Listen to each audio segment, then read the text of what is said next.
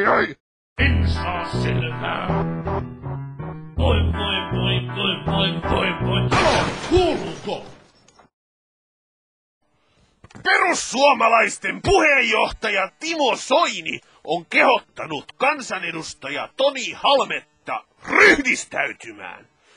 Pieni pettymys on ollut se, että tuo romulähiöiden ääniharava ja Pohjasakan vaalikuningas on laillisen yhteiskuntajärjestyksen puolustamisen sijaan tullut tunnetuksi lähinnä törttöilyistään viinan, autojen ja pyssyjen kanssa. Ajatus kaiketi on, että moisten moitteiden avulla Toni Halme saadaan jotenkin rehabilitoitua.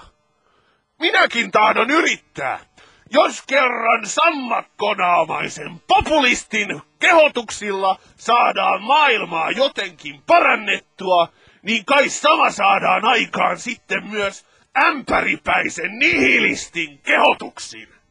Nyt kuulkaa maailma, korvat auki, ämpäripää kehottaa teitä ryhdistäytymään. Jari Sillanpää, ajattele tissejä. Paavo Väyrynen, pysy Brysselissä. Tanja Karpela, koita nyt osata jotain. Marika Fingerroos, yritä pitää se sepalus kiinni ja mieti vähän mitä äitiski ajattelee. Olof Palmen murhaaja, tunnusta tekosi. George W. Bush, käytä järkeä. Pitkäaikaistyöttömät, menisitte töihin. Tuuri juopottelijat, pitäkää se pullon korkki kiinni. Lastenvaunujen työntelijät, lakatkaa tukkimasta julkisia paikkoja ja kulkuväyliä. Pahatapaiset kakarat, kunnioittakaa äitiänne ja isänne. Pahat ihmiset, muuttukaa hyviksi.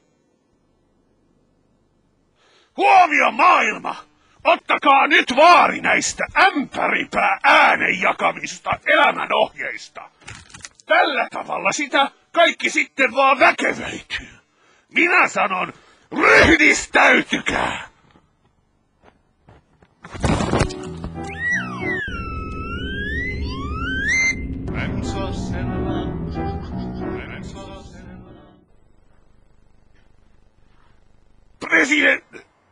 Ei!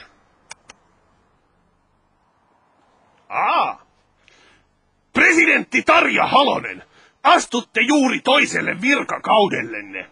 Toivon teidän vaaleista oppineen, että koko kansan presidenttititteliä ei ole syytä käyttää, jos puolet kansasta kuitenkin äänestää omaa itseään vastaan. Vaaleissa myös osoititte, että ette ole osannut asettua puoluepolitikoinnin yläpuolelle. Tästä on kenties opittavaa. Minä sanon, demurisaa! En saa selvää. Voi. Kuuluuko?